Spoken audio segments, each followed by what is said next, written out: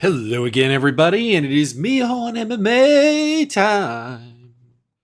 For the UFC Fiziev versus Gamrot card, this is UFC Vegas, whatever number we're on now at this point. Anyways, let's get going here. It's a pretty good card. It doesn't have the impact that Noche UFC did, but I will say this: it does have a lot of good fights. It has a lot closer matchmaking for one thing, and only one debuting fighter. It's pretty cool, actually. For a UFC fight night, this is what I want. Oh, quick note. Down below in the description, or to the left, or to the right, or to the above, I don't know. It depends where you're watching this. There is going to be a link to a UFC financials article by John Nash over on Bloody Elbow. Check it out if you want to see how $1 billion turns into about 35% profit margin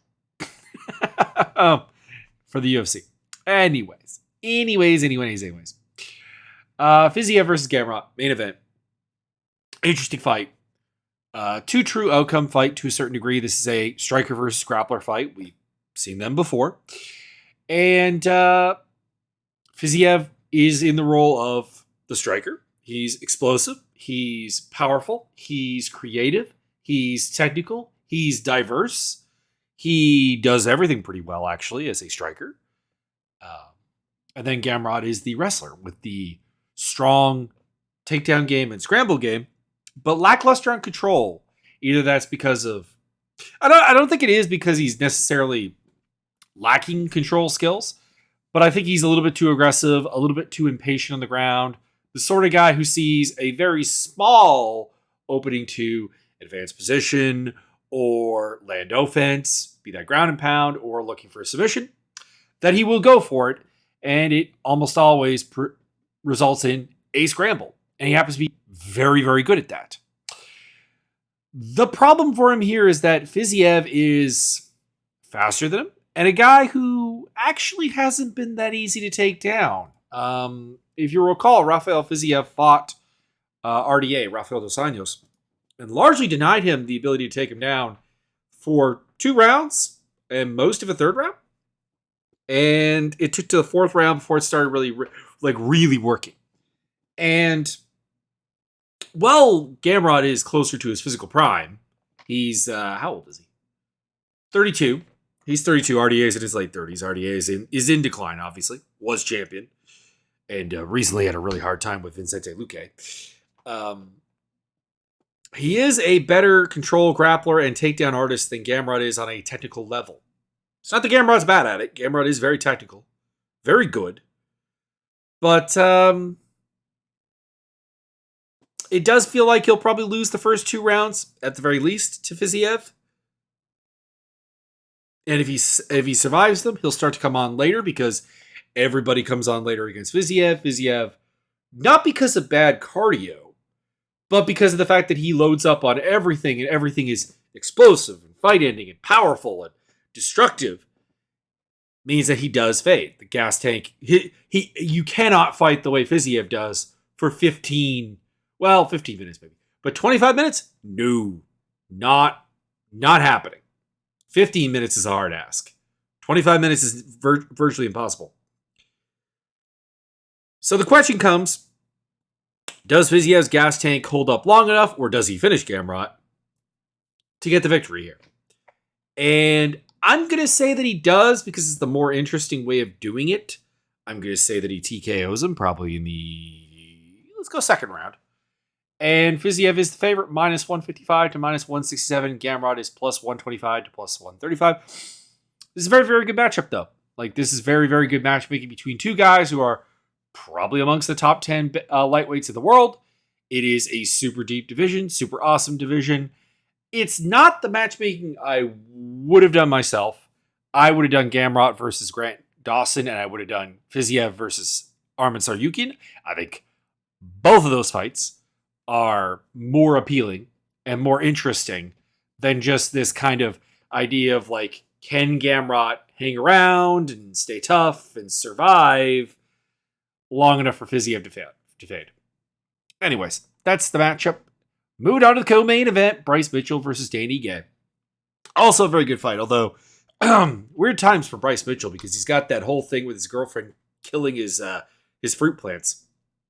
And like he seems to be really, really bothered by it. I'm not blaming him for that. That's a low blow. But it is interesting that he's coming into this fight with a boatload of personal drama. Part of me really likes Bryce Mitchell. Part of me likes the idea that he is going to be creative and push the envelope and do cool things as a grappler and do interesting things as a striker. Part of me loves that. It's great. I never quite know what to expect, but like it's going to be kind of neat. Part of me also just really, really dislikes that because it's the classic like Mr. Bryce Mitchell, you're not actually athletic enough to break the mold, so to speak. And it's gotten him a lot of like, I think, undeserved hype. Because there are like people who are talking about, hey, do you think Bryce Mitchell could win a world title? No. No, I don't. I believe that if you watch the Ilia Topuria fight, that is Bryce Mitchell when he fights top end, high level technicians with athletic ability. That's what happens. Fortunately for him, it's not really Dan Ige. Dan Ige is a perfectly fine athlete. He is a perfectly fine technician. He's a good counterpuncher. He's got good power. Fades a little bit, but it's less so lately. He's a good scrambler. He's kind of bizarre because like I watch his fights and I'm like, he's pretty good at stop takedowns. And then you look at the numbers, you're like, he has a horrendous takedown defense number. Horrible. Now, a lot of it is the Mozar-Evelev fight, where Mozar took him down like 9 times. But like, there are very few people who have persistently tried to take him down and met with defeat on that particular quest. Which is, of course, a problem, because if Bryce Mitchell gets you down on a regular basis, he's probably going to win. Because while he is not the most amazing athlete in the world, he is not the smartest man in the world. This is a guy that hit himself in the nuts with a hammer. Not great. I'm not even getting into like the flat earth stuff. I mean, like every month there's a story of like Bryce Mitchell doing something horrible to himself on his farm. like it's dumb. It's pretty dumb. But like, yeah, if he can get you down and Danny Ige can be gotten down, he's going to control you. He's going to do his things. He's going to get some dominant positions. He's going to work some ground and pound. He's going to work for some submissions. I don't think he gets the finish on Dan Ige. Ige is super tough to finish. Wouldn't surprise me if it's never been Ige. Finishes. Decision lost to Evelev. Decision to Emmett. Decision to Korean Zombie. Decision to Calvin Kattar. Decision to Arce. Decision to Taichi Nakajima way back in 2015. Yeah, so he hasn't been submitted, it seems, since back in 2012 as an amateur against Sebastian Mariconda. Really cool name, by the way. Don't know you, but really cool name. So, yeah, I kind of have to go with Bryce Mitchell to win a decision here. It'll be a fun fight. It'll be interesting. Danny Ige trains at Extreme Couture. He'll have a game plan ready. Mitchell will have some weird ideas ready, and it should be fun. Mitchell's a minus 200 to minus 210 favorite. Ige is plus 160 to plus 175. The boring fight of the night is Marina Rodriguez versus Michelle Waterson-Gomez because it's a rematch. It's a rematch that doesn't need to happen. I don't really understand why it's happening. They're on a combined 5-fight losing skid. 3 losses in a row for Waterson. 2 losses in a row for Rodriguez. I don't necessarily think they've gotten particularly worse or like washed or anything like that. They're just fighting high-level competition. But like, yeah, we saw this fight back in, how long ago was it? 2021. So like 2 years later, it wasn't a super close fight. It wasn't a super controversial fight. I watched it again and scored 4 rounds for Rodriguez. She fights at a higher pace than Waterson does. She's bigger than Waterson is. She's stronger than Waterson is. She's more physical in just every single way. She can win the fight in the clinch. She can win the fight at range. Waterson's only thing that she really has on her is For one round of the fight, she was able to get her down and control her for most of it. That was the fourth round. And she can kick her a little bit. I don't think anything's changed. Like, I think it's literally two women that are probably a little bit on the downside. They're both past 35. They're 36 and 37 respectively. And it just feels like Waterson should lose again. So, like, I'm not saying the fight is going to be bad. I'm not saying that these fighters are bad.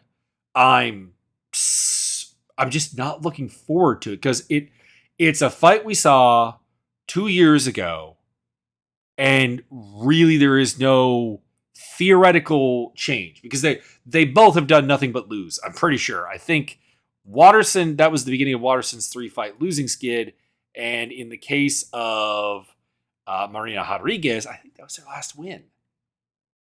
No, she beat Mackenzie Dern after that and Jourdain Yan, and then lost to Amanda Lemos and Verda Jandaroba. So, like, yeah, if anyone's gotten better, if anyone's stock has risen from the first fight, it's Rodriguez, and she won the first fight. So, yeah, I don't. I really in no way understand what's going on with this fight. Rodriguez is a minus 300 to minus 340 favorite. Waterson-Gomez is plus 254 to plus 245 to 255. There you go. Brian Battle versus AJ Fletcher. Also not a fight I'm super looking forward to. It's also weird matchmaking because Fletcher is 1-2 in the UFC, and that win is over Themba Gorimbo, which is not saying much because Themba Gorimbo at the time was basically homeless, and as a fighter still is formless. Does have a home now and all that, so, like, feel good story, but yeah, it just doesn't mean much as a victory, and his losses are pretty damning. He has incredibly short limbs. He's got a 67-inch reach at 5'10". For comparison purposes, that's 10 inches shorter than Brian Battle, who is only 3 inches taller than him.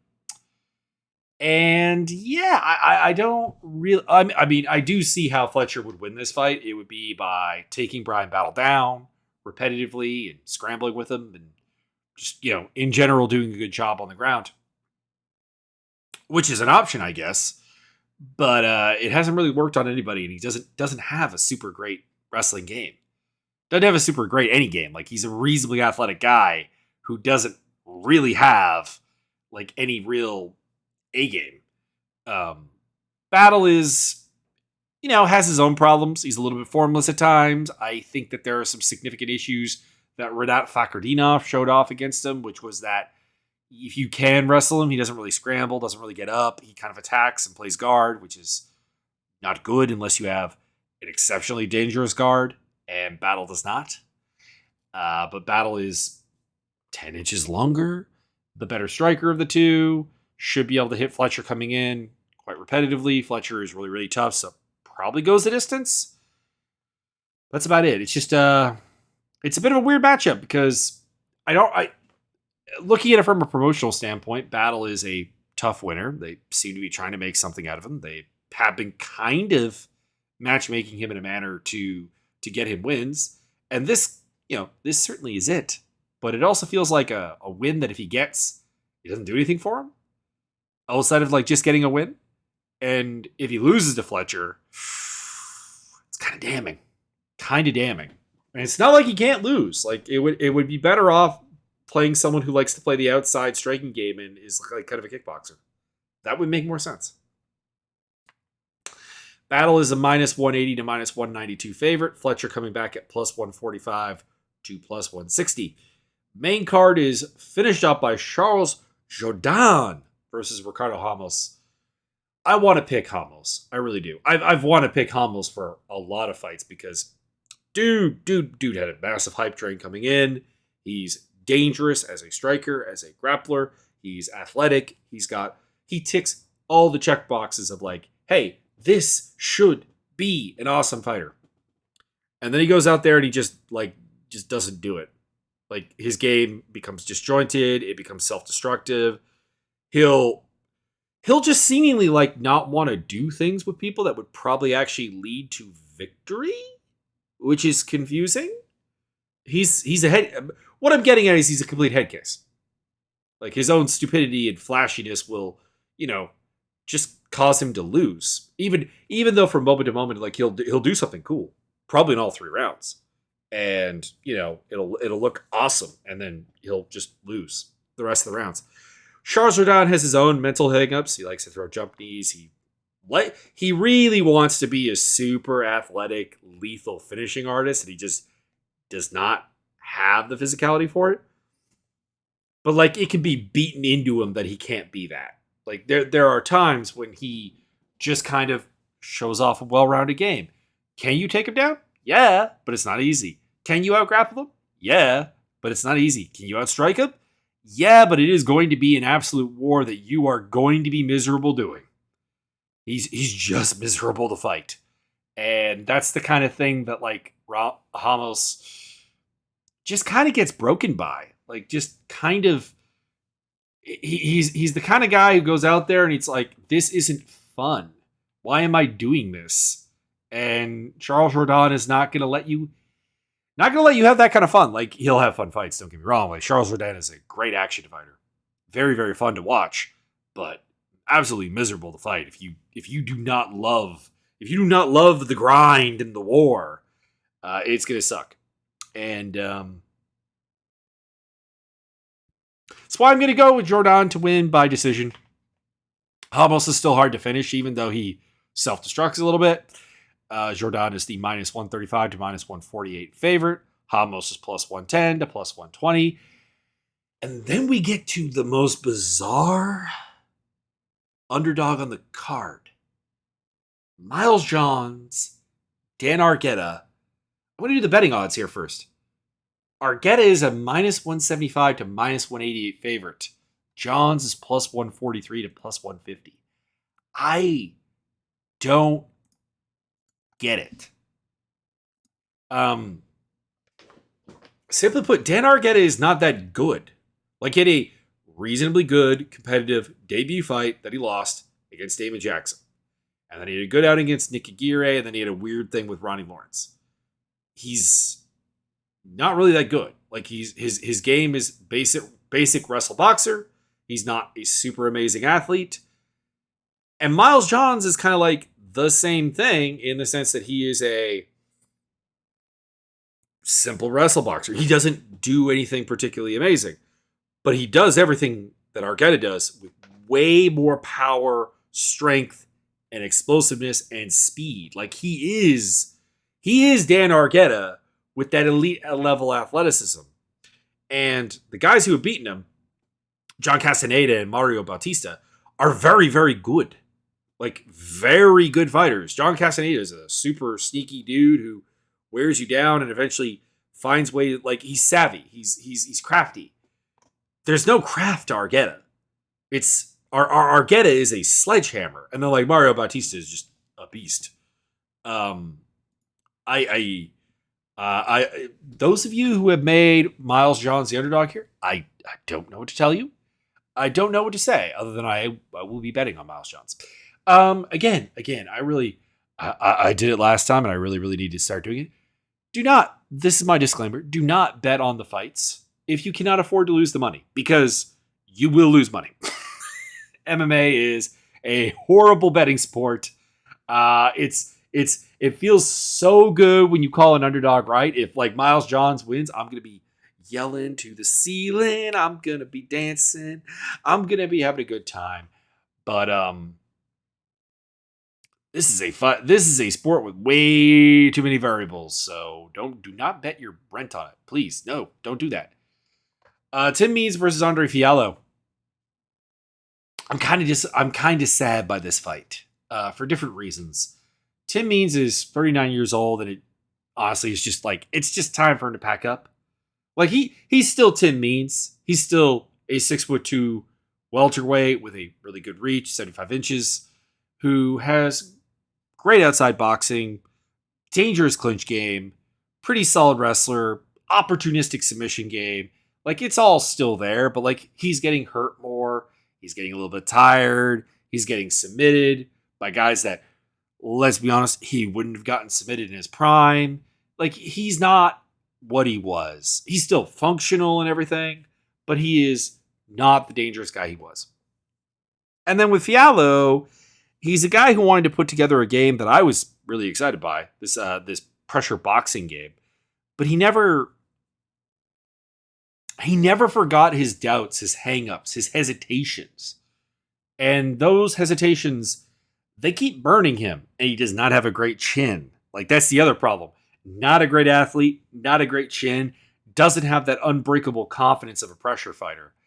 And that's why I'm going to go with Tim Means. Like, I am not in any way going to be surprised if Andre Fialho runs over Tim Means. Like, in no world should anyone be surprised that a 39-year-old fighter, whoever it is, except maybe at heavyweight, just gets run over. Like, just is too old, just is too faded, just is too non-functional. But Fialho is not functional, and he's not even 30.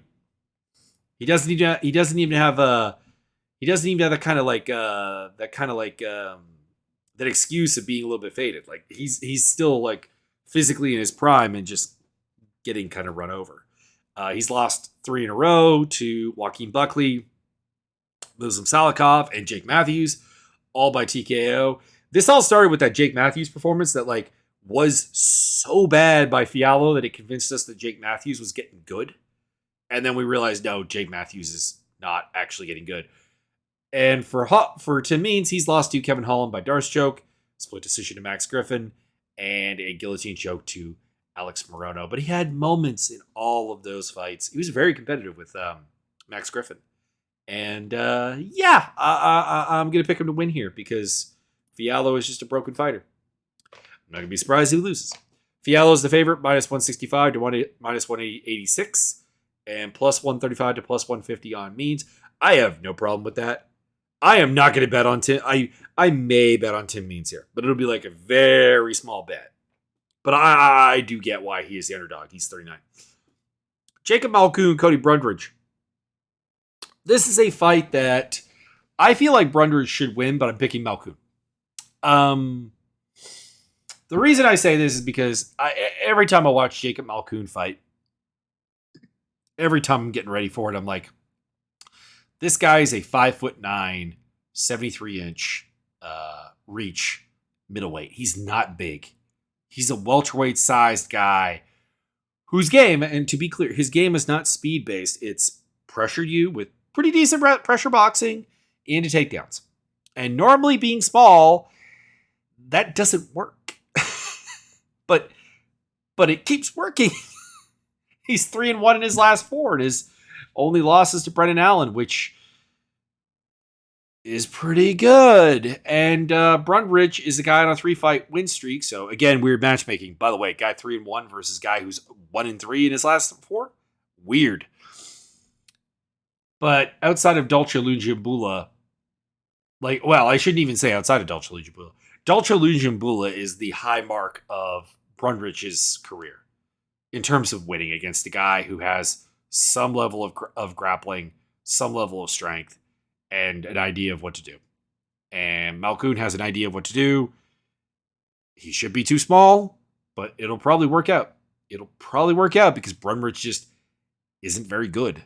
Even at wrestling, Brundridge is supposed to be a good wrestler, but like his defensive wrestling, it's not good.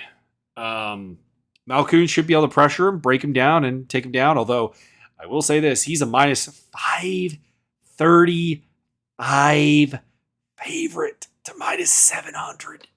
Jacob Malkoun is the biggest favorite on the card. Like, this is so weird and so confusing that I'm going to pull up best fight odds again.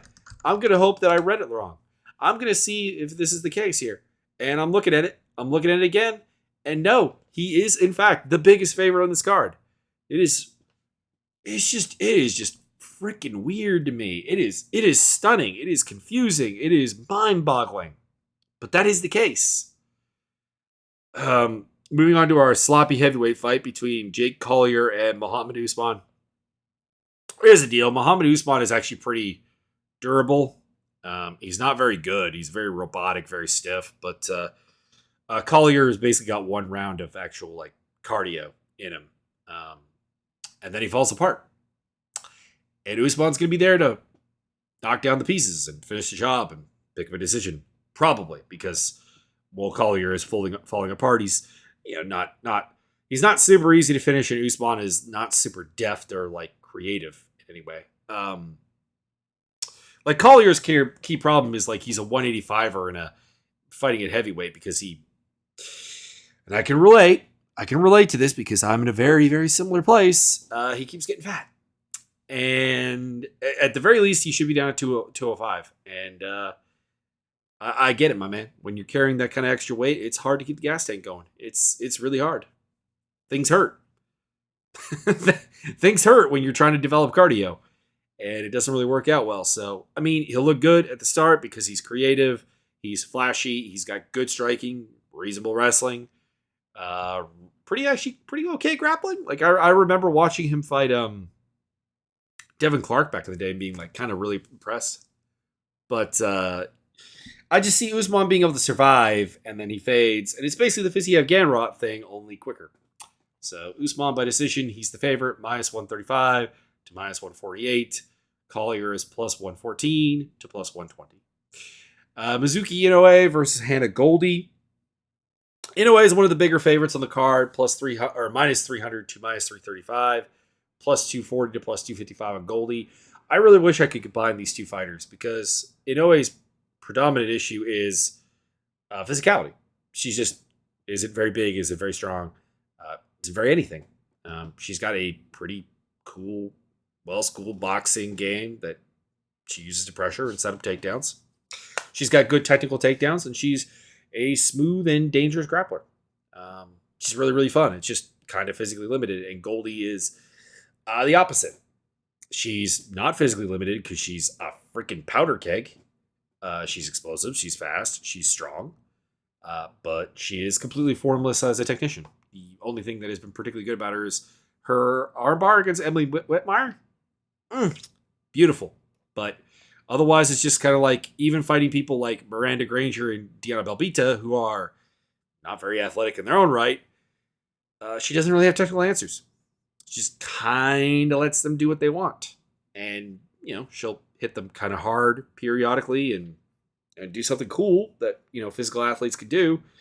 But there's not really anything to her game, not really any kind of like path to victory. So, Inoue by decision. And then bottom of the card, bantamweight bout, women's bantamweight bout. Montserrat Rendon versus Tamires Valdez. Rendon got into MMA quite late, and I keep wanting to say that she is like something, like that she has like some really good grappling or striking pedigree or something, and I never see it in her fights.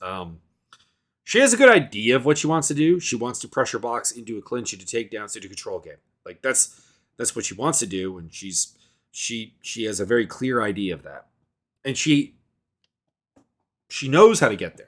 It's just everything is really, really sloppy. Like her boxing is really sloppy. Her ability to get hit is like that head doesn't move at all, except when it's getting moved by the other person's punches. And despite the fact that she looks like she's a tank, like she's got those big old action hero arms, to borrow a Ted Lasso line, her clinch doesn't seem all that actually effective. She doesn't seem to be very good at actually getting the takedowns. When she does get them, she's got a really, really good top game. It's incredibly undangerous. She's 5-0 with 5 decisions. And should have lost to Brittany Cloudy, in my humble opinion. It's just weird to see the UFC even like sign someone who's 5-0 with no finishes. It's a bit weird, and she's 34. Like I said, I don't know. Tamires Valdez. Kind of the, or not Valdez, Vidal, pardon me. Kind of the opposite in the sense that like she's got the athletic ability, she's got the explosiveness, the strength, the speed to do some things, even though she doesn't look terribly athletic. Like Rendon is like at the weigh-in, Rendon is going to look like the absolute killer of these two. But Vidal is actually the one who has the speed, the explosiveness, the power, and the dynamic offense. Both as a striker and a grappler. She's the sort of girl who We'll roll for knee bar. We'll roll for heel hook. We'll throw a flying knee. We'll throw a jump kick. She's got all the basic like good stuff, just without like any of the structure. So it could potentially be a really, really painful fight. It could end really quickly because, like I said, Rendon doesn't move her head, and Vidal does hit hard. But I'm gonna go with Vidal by decision. Just a classic athlete wins the day line. I do think she's too big of a favorite, minus 225 to minus 250. I understand that she's the one that's been in the UFC. She's been scoring finishes and cool stuff. She destroyed Romana Pascual in her debut. But, like, I think there's a lot lacking in her game still. But there you go. And Rendon is plus 180 to plus 195. I'll give you guys some quick Bellator thoughts on the upcoming card here. Johnny Eblen versus Fabian Edwards. I'm taking Johnny Eblen. I've never been a big believer in Fabian Edwards. I am a big believer in Johnny Eblen. He's got a solid wrestling background. He's got all the physicality you could really ask for, and he's putting together a pretty smart game that generally gets better and better as the fight goes on. Aaron Pico versus Pedro Carvalho. Taking Aaron Pico. Generally speaking, the rule is there are very, very few fights I'm not picking Aaron Pico, despite the 11-4 record. It's just they match him up with people he is supposed to beat. The only exception was I do believe I picked Henry Corrales to beat him way back in 2019. That was the one time where I'm like, you're rushing him. You shouldn't be doing this. And he lost in just over a minute. And Adam Boric then knocked him out after that. I did think he would beat Boric because I'm not a big believer in Boric. Like, very dangerous guy, very dynamic guy, but I wasn't a big believer in him. Sinead Kavanaugh versus Sarah Collins. I guess I got to go with Kavanaugh. Collins is the judo girl, right? I think she is. So, I don't know. She's got a really solid judo background, but she's coming to MMA a little bit late. Kavanaugh probably a little bit too much for her. Mads Burnell versus Daniel Weichel. I'm picking Mads Burnell based on physicality, dynamicism, and a little bit on technique, honestly. Like, Daniel Weichel is a guy who is way better than he has any right being, given his athletic abilities and stuff. Just like really, really cool veteran savvy. But it is the thing. Levon Chokeli to beat Sabah Hamasi. I just don't think Hamasi's particularly good. Peter Queally versus Daniele Miceli. I do not know Miceli. I assume the Bellator guys are trying to get a win for Peter Queally because that's what they do. So I am going with Peter Queally. Mansour Barnoui versus JJ Wilson. I like JJ Wilson, but like he will engage in like the grappling and the submission exchanges that Mansour Barnoui is really good at. So I'm going with Mansour Barnoui. Charlie Ward versus Gregory Babane. I'm going with Charlie Ward. Charlie Ward is not very good. I want to make that quite clear. He's the Irish take on the wrestle boxer. And it's not good, but Babane is also not good. And then we get into like the really bad stuff. Kieran Clark versus Akan. Luka Paklik versus Roman Feraldo, who is 8-1, but I do not really know him. I do remember him losing to Levon Chokeli in his, I want to say Bellator debut. No. Apparently he's got 3 Bellator. He's got 5 Bellator wins. God damn it. I don't know any of these guys he beat, though. So, yeah, let's go with him. Kassan Sharapov is going to beat Piotr Nidzlitsky. Probably pretty easily. He's a legitimately big prospect. Dara Kelly is fighting a 2-2 Dutchman. He's probably going to win. Or is it Dara Kelly? I always forget. Brian Moore versus Otto Rodriguez. I'm going to go with Brian Moore. But Otto Rodriguez is a decent prospect. Davey Gallon versus Attila Korkmaz. I'm going with Attila Korkmaz because I really think that there's some good things there. And then I really do not know anyone beyond that. I know Luke Trainer is probably going to win. Although the guy he's fighting is 14-1. Let me give you this a shot here. Larianis Urbanicius. Urbavicius. Lithuanian fighter. 14-1. He's got some wins. He's beaten Ildemar Alcantara. It's more than a lot of people do. But no, Luke Trainer is a really good fighter. He'll probably win that one as well. And is it's Stiller. I was going to say, is Mackenzie Seiler related to Super Steve Seiler? No.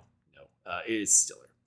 Anyways, that's the UFC card and a little bit of Bellator thoughts. Nothing in depth, because you're never going to really get much in depth from me on Bellator except for the occasional fight card. With them trying to be sold, like I don't expect them to put together a good card anytime soon. The idea the PFL has apparently is to buy them and then have them as a separate league. Why? Like, do not do that. Combine the rosters. Make it into like a Super B show. Because then the PFL tournaments might actually be like legitimately interesting. Because their big problem is that they always have like just filler in them.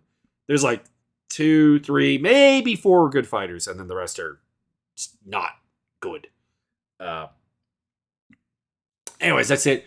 Check out the links in the description for social media, video game stuff, the Discord with the MMA simulator.